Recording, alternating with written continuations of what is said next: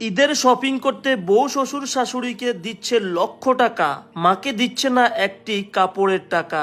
শ্বশুর শাশুড়িকে বানিয়ে রাখছেন রাজরানী, মা সেই বাসার চাকরানী। দেখুন শেষ পর্যন্ত। একটা নতুন কাপড় এনে দিবে বাবা, ঈদের দিন পরবো। মা, তুমি চুপ করো। কিসের নতুন কাপড়? হ্যাঁ, 2 দিন পর পর তোমার কাপড় লাগে না? তুমি সুযোগ ফেলেই আবদার করে বসো। যাও, টেবিলে খাবার দাও, আমি আমার শ্বশুর খেতে বসবো।